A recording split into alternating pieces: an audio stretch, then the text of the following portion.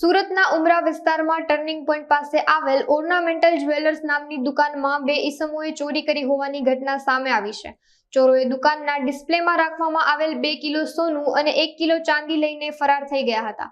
ત્યારે ઉમરા પોલીસ અને ક્રાઇમ બ્રાન્ચની ટીમ ઘટના સ્થળે જઈ તપાસ કરતા સમગ્ર ઘટના સીસીટીવી કેમેરામાં કેદ થઈ હતી, જેમાં રાત્રિ દરમિયાન બે ઈસમોએ ઘટનાને અંજામ આપ્યો હતો। આ મામલે પોલીસે વધુ તપાસ હાથ ધરી છે।